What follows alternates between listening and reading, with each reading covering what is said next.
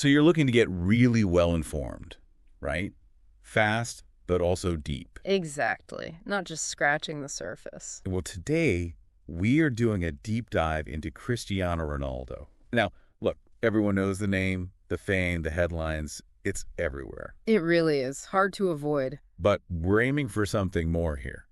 We want to pull out those key things, the crucial elements from his journey that really made him, well, him. And we've got quite a range of sources to draw on, covering his early life, which was pretty challenging, right through to the big career moments, and his huge global impact. Our mission, really, is to get past that standard story. We want to understand the how of it all.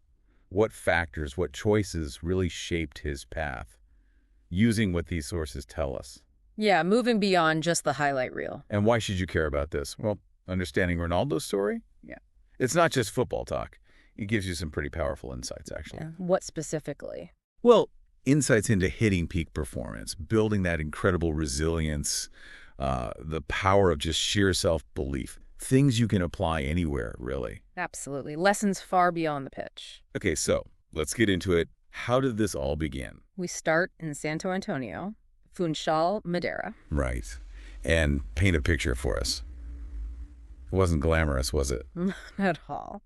Really humble beginnings. A working-class family. His mom, Dolores, was a cook and cleaner. And his dad, Jose Diniz. He was a gardener and also a kit man for a local football team, Andorinha. They lived in this small house, tin roof. Yeah, sounds like money was tight. Constant struggles. Definitely. Ronaldo himself apparently called it poverty, but with love, which is quite revealing, isn't it? It is. It suggests maybe that those early struggles actually lit a fire under him. Could be. The sources suggest a strong family bond despite the hardship. I mean, his dad named him after Ronald Reagan. Oh, interesting. Why Reagan? Apparently, his father admired him. It sort of hints at maybe some aspirations, a belief in something bigger, even back then. But it wasn't easy for young Cristiano. He got teased, right? Yeah. For the Madeiran accent, the poor background. Yeah, kids can be cruel. But it seems like football became his escape, his absolute refuge from about age 3. Just obsessed with the ball. Totally. Playing everywhere, skipping meals just to play more. It wasn't just a game. It was like his therapy, his hope. You see that sometimes, don't you? That intense early focus. You do. And that deep intrinsic motivation, it's often a sign of, potential for something extraordinary. It's different from just being pushed into something. So at 6, he joins Andorinha, the team his dad worked for. And even then, people saw glimpses, the speed, the drive, that fierce determination. I read he used to cry if they lost or if teammates weren't trying hard enough. At 6. Yeah, that emotional investment, that raw competitiveness, it was there right from the start. Tells you a lot about his core personality, doesn't it? Absolutely. And his mom's role seems crucial here. Hugely. She remembered him saying clear as day, "One day I'll be the best footballer in the world." Wow. And she didn't just brush it off. No, apparently she genuinely believed him. That kind of early, unwavering support from a parent. Imagine how powerful that must have been. Yeah, reinforcing his own belief. It's huge. It really is. A key factor, maybe, in nurturing that ambition. Okay, so age 10, he moves to a bigger local club, National. Right, stepping it up, his talent starts to really shine. Then the massive move at 12, Sporting CP Lisbon. Big step, but it came at a price, didn't it? Huge price. Leaving Madeira, his family, all alone at 12. Imagine the homesickness. And again, apparently he faced mockery, the accent, his roots. But just like before, it didn't crush him. It seemed to just add fuel to the fire. Exactly. Sources say he trained harder than anyone, doubled down. That pattern again. Adversity equals motivation. It's striking, isn't it, how some people channel negativity like that, turn it into pure drive. Then a major hurdle. 15 years old. Yeah, the health scare. Diagnosed with tachycardia, a racing heart condition. Potentially career-ending. His mom must have been terrified. Understandably. But he had surgery. Laser surgery, I believe. And the recovery. Incredibly fast. Back training within days. Just wow. That early display of mental toughness, that resilience. It's a preview of everything to come, isn't it? Absolutely. Facing that kind of potentially devastating news at 15 and just pushing through speaks volumes. Many young talents might have just, faded away after that. So wrapping up these early years, it really feels like all those struggles, the poverty, the teasing, the homesickness, even the health scare they forged him. Yeah, they built that incredible hunger, the discipline, the resilience, that emotional fire we've seen throughout his whole career. The foundations were laid early. Okay, so let's move on to sporting. Joining that famous Alcochete Academy at 12. We mentioned how tough that was. Cold, lonely, homesick. But he didn't wallow in it, did he? He poured all that energy into training. Relentlessly. Yeah, stories of him practicing while others slept. He wasn't just there to fit in. He wanted to stand out, to be the best. That proactive drive, that inherent need to go beyond what's expected, it's a defining characteristic, isn't it? It's not just ours, it's focused intention. Sporting had this reputation, right? Producing top talent like Figo. Absolutely. A real talent factory. But Ronaldo, he seemed different somehow. How so? That explosive speed, yes, but combined with this incredible drive, this ability to just take players on and this unmatched hunger. He apparently challenged older players in training. Hated losing even practice games. Yeah, that competitiveness again, it wasn't just for show on match day. It was constant, pushing himself, pushing others in every single session. And by 14, the buzz is really building. Definitely. People saw the sharp technique, his improving vision, that incredible pace, and he was getting comfortable using both feet, ambidextrous. Plus, accounts suggest he carried himself differently, like a professional already. Training like a soldier. That early maturity is really noteworthy. That focus, that dedication, pretty unusual for a kid that age. Speaks to that deep internal drive. But again, he faced negativity. Ridicule for the accent, the background, even for being too passionate. Right. But his response was always the same, wasn't it? On the pitch. Yeah. Let the football do the talking. Building that mental resilience brick by brick. Exactly. Each challenge just seemed to strengthen his resolve, learning to channel negativity into positive action, a vital skill. And that heart scare at 15, followed by the quick recovery, just underlined that mental strength. Completely solidified it. Then comes the big call-up, training with Sporting's first team. And he didn't just blend in, did he? No. Reports say he outshone seasoned pros.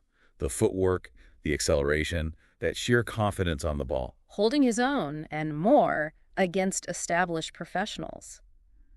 That must have been a massive confidence boost, a clear sign of his huge potential. Which leads us to his senior debut, August 14, 2002. 17 years old. Against Madeira. And he marks it how? Scores twice. Puts on a dazzling display. It wasn't just a debut, it was like, here I am. An announcement to Portuguese football. A watershed moment, really.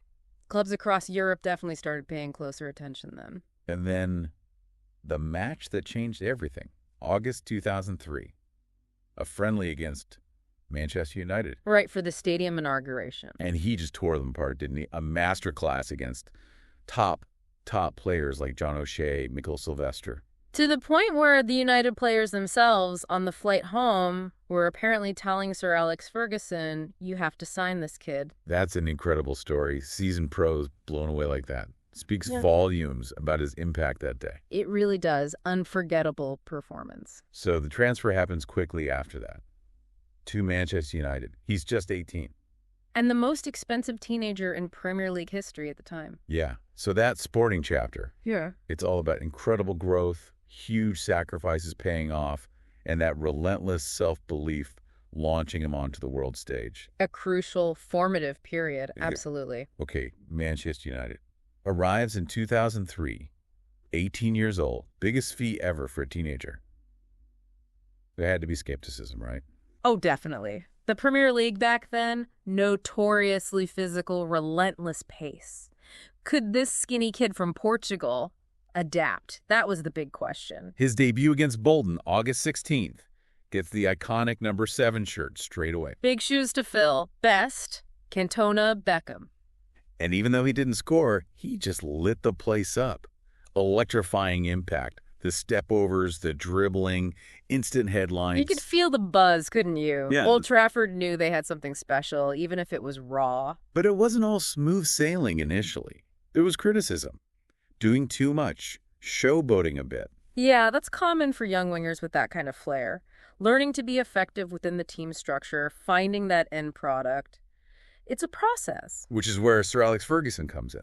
Hugely important figure. Absolutely pivotal. More than a manager, wasn't he? A mentor, almost a father figure. Yeah, taking that raw talent and just molding it, improving the decision-making, the passing, teaching about team play, while still nurturing that incredible desire to win. Ferguson was a master at that, developing young players, demanding discipline, but also understanding their individual needs. His guidance was transformative for Ronaldo. And the training ground stories, legendary, always the last to leave. Relentlessly working on everything, strength, shooting from all angles, heading, free kicks, just constant improvement. That commitment again, never satisfied. Never. That drive was just relentless. First big goal moment, the 2004 FA Cup final against Millwall. Header. Yeah. Important goal. Showed he could deliver on the big stage, even early on. Growing influence. Then that real breakthrough season, 2006-07. Right. He exploded, didn't he? And 23 goals. Key player in winning back the Premier League title. He'd added that crucial end product. It wasn't just tricks anymore. It was goals and assists. Consistently. Marked his arrival as a truly decisive attacking force. A huge leap. And then, 2007-08, just wow. Phenomenal. Absolutely phenomenal. 42 goals in all competitions. Premier League Golden Boot, Premier League title, and the Champions League. And that incredible, towering header in the Champions League final against Chelsea. Unforgettable moment. That season cemented him one of the absolute best players in the world, no question. Undeniably. And the reward followed. The 2008 Ballon d'Or. First Premier League player since George Best in '68. Huge. Official confirmation. He'd reached the summit. But here's the thing. Reaching the top wasn't the end for him, was it? Not even close. That growth mindset just kept going. Studying other greats, always looking for that extra edge, relentless self-improvement. The competitive spirit in training never faded. Yeah. Staying late, perfecting free kicks, working on drills, hitting the gym. Exactly. Even after winning the biggest individual prize, that hunger was still there. The understanding that staying at the top requires even more work. And this is when he really perfected that trademark free kick, right? The knuckleball. Yeah, became a real signature weapon, a result of hours and hours of practice. Yeah. Dedication personified. His impact went beyond goals, too. The glamour he brought, the intensity, the belief he instilled. He changed games. You think of those duels with defenders like Ashley Cole, must-watch TV. He thrived on that challenge, stepped up in the biggest moment. Became the player who could win a match almost single-handedly. Yeah, that aura of inevitability started to build around him. So by the end of 2008-09, he's won everything possible in England. The Real Madrid rumors are swirling constantly. But he still had one more season. Interesting decision, loyalty, unfinished business. Maybe a bit of both. Wanted to leave on a high, perhaps. Showed commitment. Then, summer 2009, it finally happens. World record transfer. Yeah. $80 million to Real Madrid. End of an incredible era at United. But it confirmed his status, the biggest star in football. Manchester United. Yeah. Definitely the place where that raw diamond was cut and polished into a world beater. The crucible, you could say. Perfectly put. Forged in Manchester. So that first Ballon d'Or, December 2008, huge moment. Confirmed him as the world's best. Massive achievement. First United player since '68, only the fourth Portuguese ever. Really put him on that top pedestal. And the impact of winning that award. It wasn't just on the pitch, was it? Oh, no. His marketability just exploded. Suddenly, the CR7 brand really starts taking shape. What did that brand represent? Excellence, drive, ambition, maybe a touch of luxury. It was everywhere. Endorsements poured in. CR7 on shoes, underwear, eventually hotels, museums. He was building an empire. Strategically building it? And that fame, that global recognition, did it change him as a player? It seemed to fuel his competitive fire even more, and maybe his style shifted subtly. Less of the pure flair, perhaps. Direct. More ruthless. Exactly. Laser focused on the end product. Goals, goals, goals. He got physically stronger, more explosive, incredibly efficient, adapting to stay on top. And the off-field discipline became legendary. Almost mythical, wasn't it? The gym work, the super strict diet, no sugar, no junk food, the focus on recovery, rest, mental preparation, obsessed with excellence. Training just as hard in the off-season, apparently. Total dedication, optimizing every single aspect, set a new standard for professionalism. His image evolved, too. Fashion shoots, award shows, big commercials. He became more than a footballer. Yeah, a proper pop culture icon, transcended the sport. But crucially, he didn't seem to forget where he came from. No, he often talked about the early struggles, his parents' sacrifices. That perceived authenticity really resonated with fans globally. He became the symbol of hope, if he could do it. That relatability factor, despite the superstardom, important. Yes, very. Added another layer to his appeal. And on the pitch, after the Ballon d'Or, no let-up. None at all. Led United to a third straight Premier League title in 2009, another Champions League final. He was simply the most feared attacker in the world at that point. Consistently delivering, backing up the awards with performance. Always. Which brings us back to that record move in summer 2009. Real Madrid. New chapter. Bigger stage, arguably. Even higher expectations, if that's possible. Stepping into the absolute brightest spotlight in football. And he embraced it all, didn't he? The history, the pressure of the white shirt. Took number 9 initially, then the iconic 7. And silenced any remaining critics. He arguably became even better in Madrid, surpassed his incredible success in England. The Ronaldo brand just kept growing exponentially, too. Became the most followed athlete on social media. His reach was just global. Viral goals, haircuts trending worldwide, incredible influence. A digital phenomenon. Absolutely. Mastered that aspect, too. And he used that massive platform for good, didn't he? Philanthropy became a big part. Yeah, significant donations, hospitals, charities, disaster relief, auctioning off awards even. Giving back seemed important to him. Showed a different side, maybe. Responsibility beyond football. It enhanced his image, for sure. Added depth. So he really redefined the modern superstar, didn't he? Mastered the on-pitch stuff, built this huge global brand off it. An icon of ambition, precision, excellence, just an undeniable force, that whole rise, vision, work ethic, drive. He became the light so many followed. Right, let's dive into those Real Madrid years. Summer 2009 world record fee, the new Galactico. Expectations through the roof. Immense pressure. Joining a club like Madrid, you have to deliver instantly. And he did. Scored on his La Liga debut. And finished that first season with 33 goals, even with some injuries. Just a taster of what was coming. Immediate impact. Yeah. Showed his qualities straight away. Then came the Mourinho era. Right. How did that change things for him? Mourinho seemed to give him incredible attacking freedom, really built the team around maximizing Ronaldo's goal threat. And the numbers just went crazy. Astronomical. 53 goals in 2010-11, including that massive winner in the Copa del Rey final against Barcelona. Ah, yes. Which brings us to the rivalry. Ronaldo versus Messi. Possibly the greatest individual rivalry sport has ever seen. It defined football for a decade, didn't it? Intense, personal, constant. El Clasico became this global event largely because of that. Absolutely. Pushed each other to unbelievable heights, captivated everyone. During this time at Madrid, Ronaldo really becomes this cold-blooded finisher. A goal machine. Pure and simple, shattering records left, right, and center. Fastest to 100 La Liga goals, 200, 300. Hat-trick seemed almost normal for him, scoring every type of goal imaginable. Just ruthlessly efficient in front of goal. Incredible consistency. But it was the Champions League where he really cemented his Madrid legacy, wasn't it? Absolutely devastating in Europe. 2013-14, that season was iconic. La Décima, the 10th European Cup for Madrid. And Ronaldo scored 17 goals in that campaign, a record, capped off by that famous shirt-off celebration in the final. Pure emotion. Monumental achievement for the club, and he was central to it. Totally. And that kicked off an era of dominance. 4 Champions League titles in 5 years.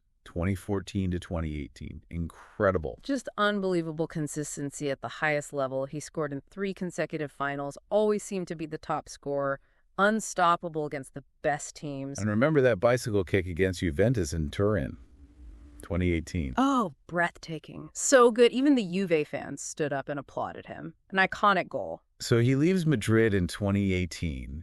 The stats are just mind-boggling. 450 goals in 438 games. More than a goal a game. Madrid's all-time top scorer. It's staggering. Plus 4 more Ballon d'Ors, taking him to 5. 4 Champions Leagues, 2 La Ligas, 2 Copa del Reys. Just wow. The numbers are just insane. Testament to his sustained world-class level for nearly a decade there. But his impact was more than just stats, right? Oh, much more.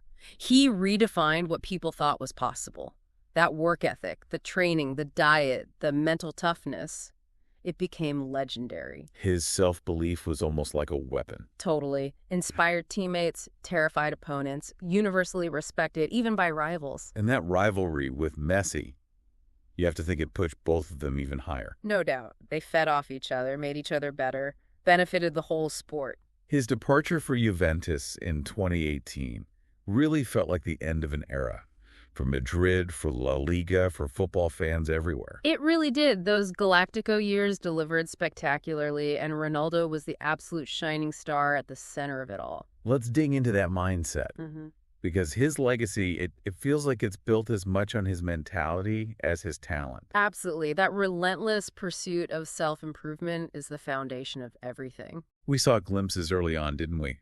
Back in Madeira, running hills, playing older kids, crying after losing. Yeah, that hunger was just innate, never faded, deeply ingrained competitiveness. Then at Manchester United, that obsession with getting better, staying late after training. Working on free kicks, weaker foot, sprints, shooting, gym work. Improvement was always the goal, nonstop. He knew talent wasn't enough. He had to work relentlessly. Exactly. And at Real Madrid, he became the symbol of extreme professionalism. First in, last out of training.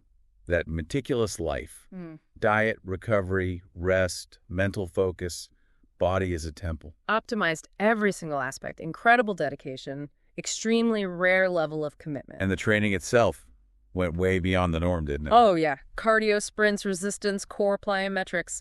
Even yoga, swimming, cryotherapy, cold plunges, high-tech recovery gear. The whole 9 yards. He wasn't training just to be fit. He was training to dominate. Approached it with scientific precision. Left absolutely no stone unturned. And the mental side, just as rigorous. Every match a test.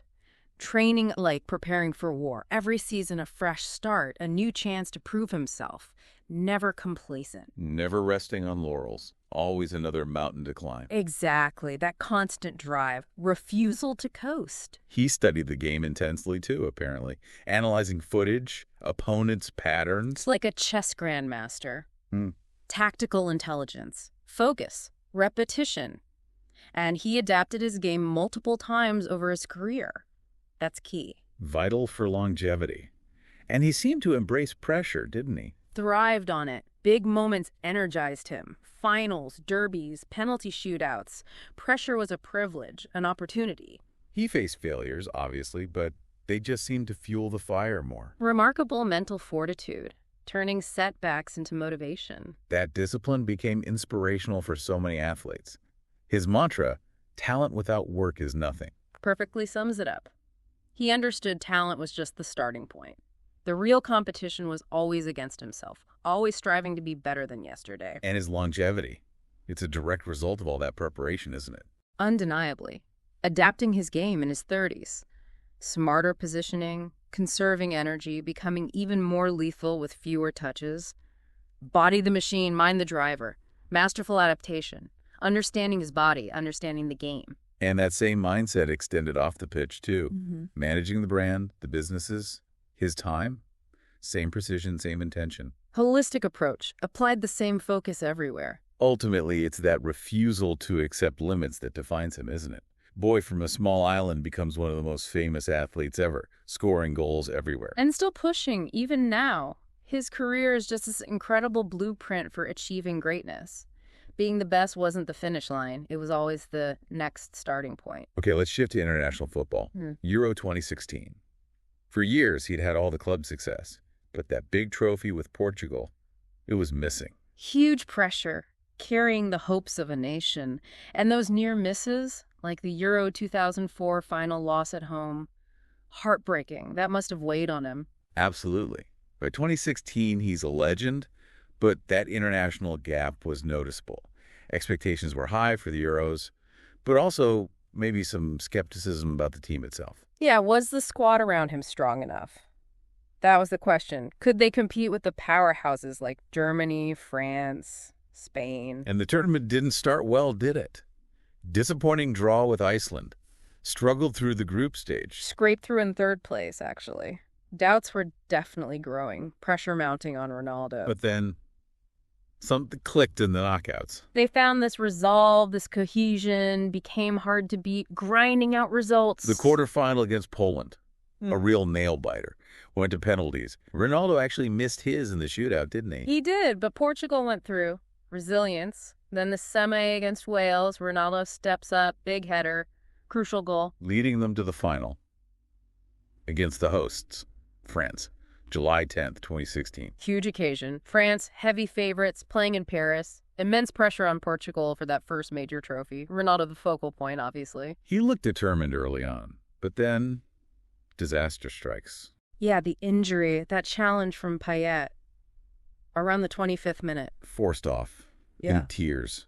Just devastating for him, for the team, for the fans. Shockwaves. Massive blow. Looked like Portugal's chances went off with him on that stretcher. But they didn't crumble, did they? Amazingly, no. They dug so deep. Incredible grit, tactical discipline. France had all the ball, but Portugal's defense, Patricio in goal, Pepe, Fonte, immense. Just refused to yield. Frustrated France. Incredible resilience, collective spirit, disciplined structure. Extra time. France looking tired, maybe frustrated. Yeah. Then, the 109th minute. Hater!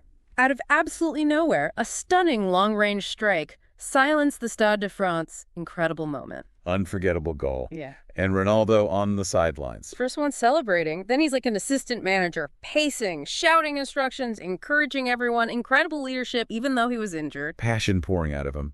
True captaincy. Absolutely. Showed how much it meant. Final whistle. Portugal won Nilo. They'd done it. The underdogs. Against all odds. First major trophy. Historic moment for Portugal. Unbelievable scenes. Country went wild. And Ronaldo, despite the personal heartbreak of the injury, he was the driving force behind that spirit, wasn't he? Visibly emotional afterwards. Totally. Those tears of pain replaced by tears of pure joy. His presence, even injured, was instrumental. That win.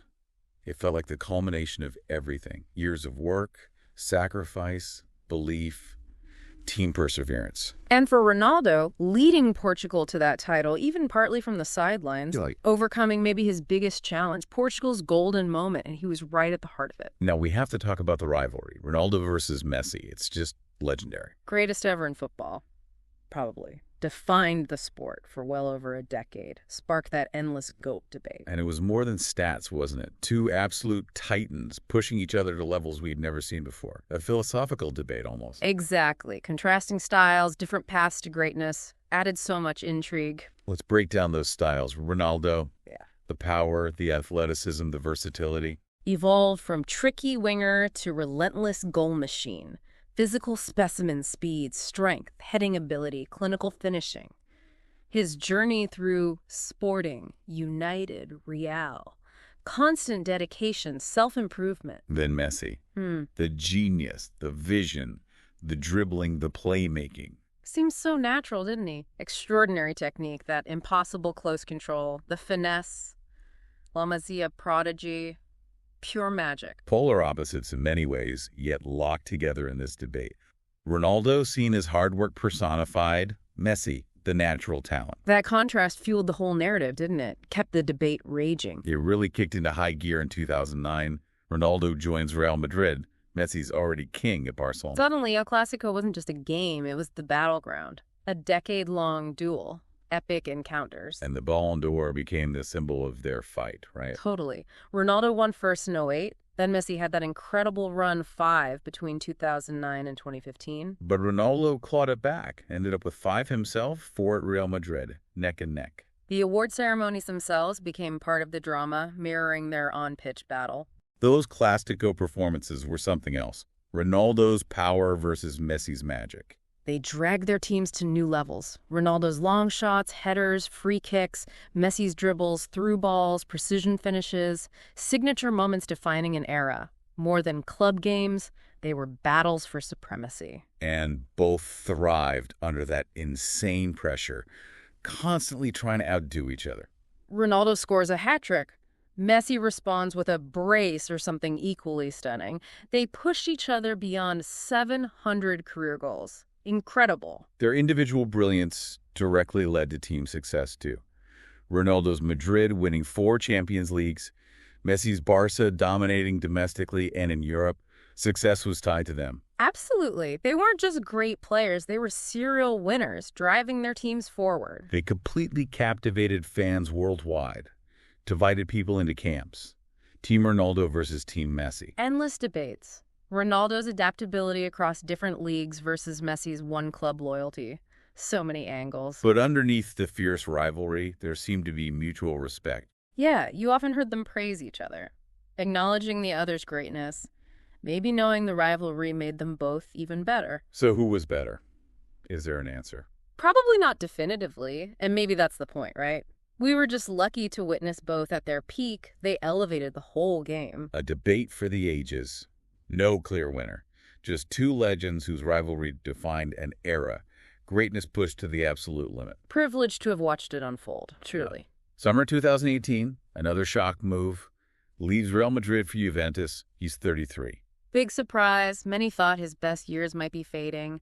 He'd won everything in Spain. Why move? Was it just a new challenge? Prove himself in Italy? Juventus dominated Serie A but couldn't crack the Champions League code. Right.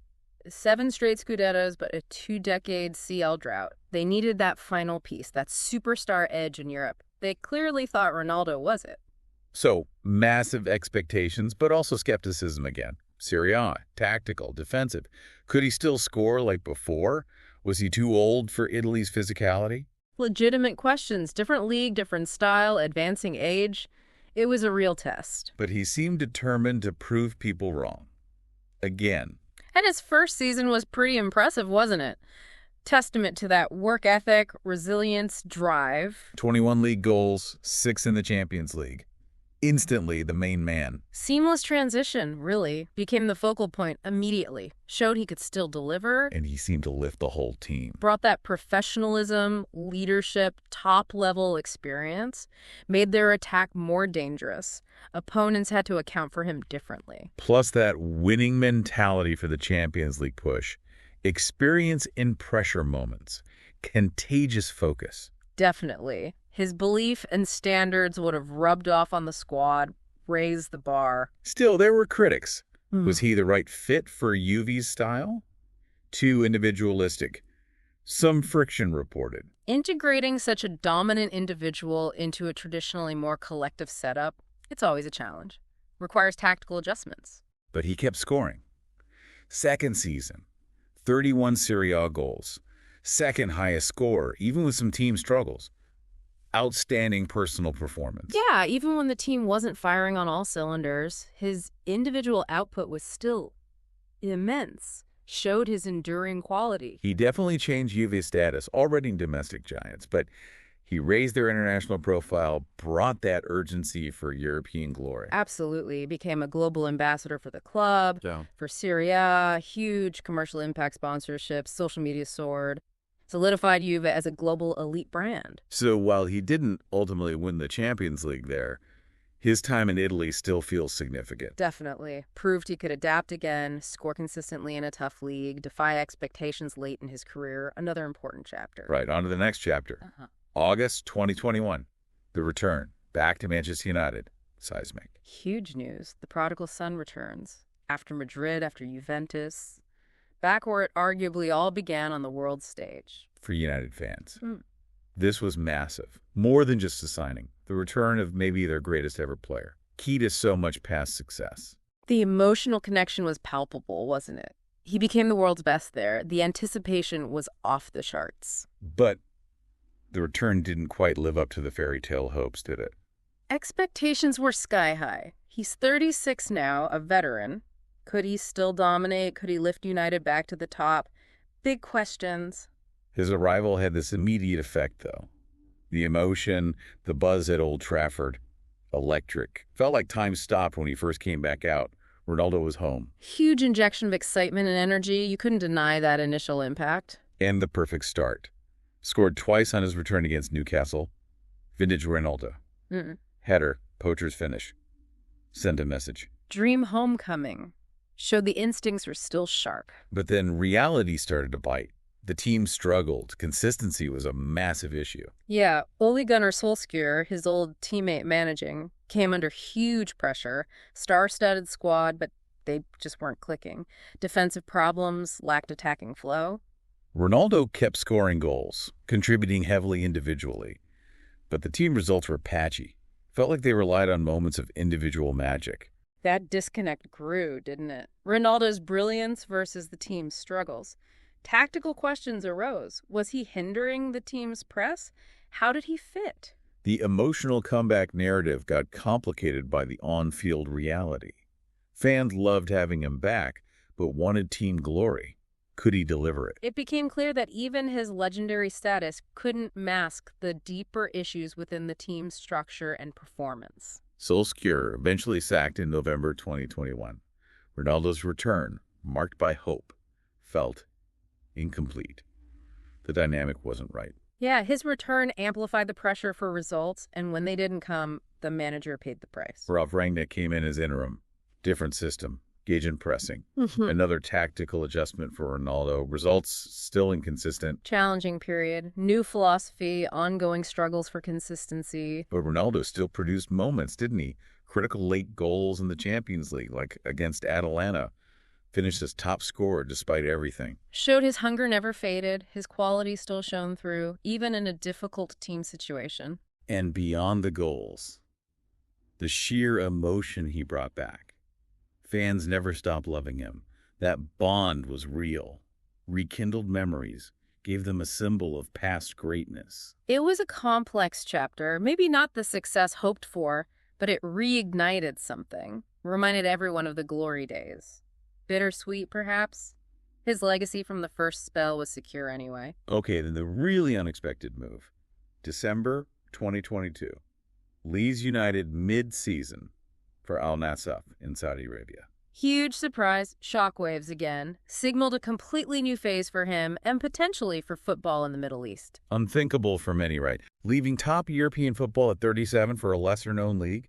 Critics immediately jumped on the money aspect. Was this the end of his top-level ambition? Yeah, the financial package was obviously enormous. Sparked debate. Was it retirement with a massive payday or something more? Ronaldo framed it differently, though. Expanding global influence. Shaping football's future in a rising region. Saudi Arabia's Vision 2030. Right. Massive investment in sports there. His move felt like more than just playing football. It felt like becoming part of a national project, a strategic move. Almost a partnership with the country's ambitions. His arrival was the first really huge splash. Suddenly, Saudi Arabia is attracting other big names. A game changer for their league. Absolutely. Lent immediate credibility and global visibility. The impact was instant and undeniable. International attention surged. Fans, media, sponsors. Al Nassr's social media went through the roof. Global spotlight on the Saudi Pro League like never before.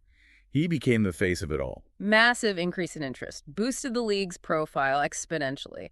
New audiences, more coverage. But it wasn't just marketing, was it? He brought his standards. Unmatched professionalism, training intensity, expectations. That had to elevate the entire league. Imagine training with him daily. Sets a new benchmark for local players.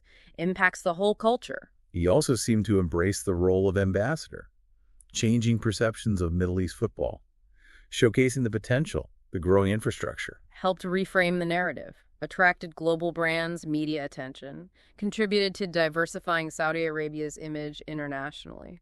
And it had a ripple effect in the region, didn't it? Other Middle Eastern leagues started aiming higher. Definitely.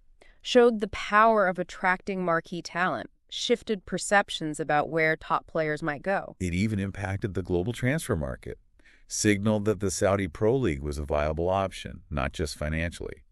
Challenged that traditional European dominance, showed top-level football could be truly global. And how did he perform on the pitch there? Continued to deliver, scored goals, provided assists, showed leadership. Still a massive asset. League is still developing, obviously, but his quality was clear, so his legacy there. It's really as a pioneer, isn't it? Impact beyond goals, changing perceptions, expanding football's reach, connecting with millions of new fans. Let's talk about life off the pitch, because he's more than just a footballer. Business, fashion, philanthropy. A global icon. Absolutely. His influence stretches far beyond the game. Family seems central. That humble start in Madeira, his mum Dolores, his late father Jose Diniz. They've always been his rock, haven't they? Seems so. Those family values appear integral to who he is, despite the global fame and fortune. And he's a devoted dad himself now. Cristiano Jr., following in his footsteps, shares a lot of family life on social media, seems central to his identity. Yeah, it presents a more personal side. Relatable, perhaps, despite the extraordinary life. Then there's the brand, CR7. It's huge. What does it stand for? Excellence, luxury, success, aspiration. The fashion line clothes, shoes, accessories is a global phenomenon, embodies that lifestyle. And the business ventures are diverse. Hotels, fitness apps, tech investments. CR7 Hotels, CR7 Fitness, all aligned with his image.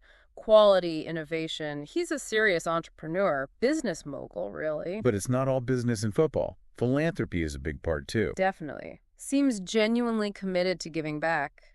Focus on children's hospitals, disaster relief, poverty. A lot of it is done privately, but some big donations have been reported. Like $5 million to a cancer hospital in Portugal. Right. Consistent support for children's health charities, like Save the Children. Does hospital visits, too. Uses his platform. He's been recognized for it, too. UNICEF Ambassador, awards for social responsibility. Yeah, using that massive influence for positive impact, advocating for vulnerable children globally. So he's crafted this image. Family man, business tycoon, philanthropist, resonates widely. Very successfully managed. Appeals across demographics, an inspiration beyond sport. He's maintained that icon status, but seems grounded in those core values. Holistic success. It's a key part of his enduring appeal, I think. Yeah. Balancing the extraordinary achievements with those relatable values and a commitment to giving back. His legacy includes all of that. So thinking about his lasting impact, his legacy, it really goes beyond the stats and trophies, doesn't it? Oh, absolutely. He's shaped the sport for decades, inspired generations. He's become the symbol of hard work, dedication, professionalism. Redefined what it means to be a pro footballer in many ways. Set new standards for athleticism, physicality, mental toughness. That relentless pursuit of excellence, the discipline, the fitness, the self-improvement is the blueprint now for young players. That work ethic. We saw it from sporting onwards. Not just talent, but the sheer hard work, the mental strength, the desire, and how he kept evolving his game. Vital point.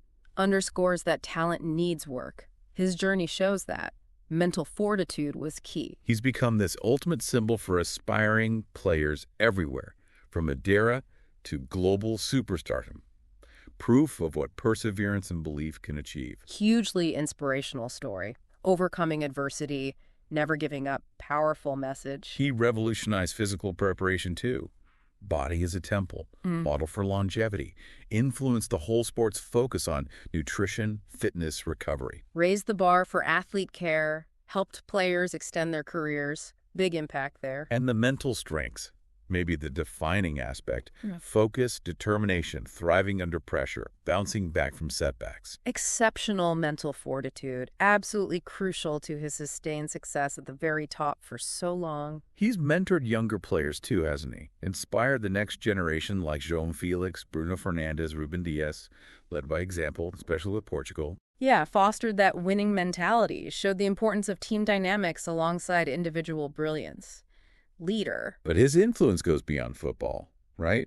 A role model for dedication, sacrifice, resilience. Definitely. Inspires athletes, entrepreneurs, anyone striving for excellence, Yeah. about being the best you can be in whatever field. He changed athlete-fan interaction, too. The global brand, the massive social media presence, mastered self-promotion and engagement. New paradigm for how athletes connect with their audience in the digital age. Very influential there. And using that influence for good, the philanthropy. Showing success is also about giving back. Important part of his legacy. Social responsibility alongside professional achievement. So his legacy, it's still growing. But he's changed how we see football. Greatness from heart, mind, body. Influence on the next generation is undeniable. His story will inspire millions for years to come. A symbol of dedication, hard work, relentless pursuit of goals. His influence will echo. Young players will remember the lessons. So as we wrap up this deep dive on Cristiano Ronaldo, what are the main takeaways? A few things really stand out for me. Like what? That sheer power of just unwavering dedication, really committing to your craft, the huge importance of mental resilience, facing down challenges. Absolutely. And that constant drive for self-improvement, right? Never being satisfied, always pushing for more. Exactly. Those feel like the core lessons from unpacking his journey. Yeah, his career is just this incredible illustration of how those qualities, applied consistently, lead to extraordinary results. In any field, really. And that leaves you, the listener, with a thought to ponder. Considering Ronaldo's relentless chase for the next challenge, however big, what impossible goal might you feel inspired to tackle now? Good question. How can his mindset inspire us to push our own boundaries? Worth thinking about. Something to reflect on, definitely. How can you apply some of these insights yourself? It's a compelling challenge. Use that inspiration. Well, thank you for joining us on this deep dive into the incredible story of Cristiano Ronaldo.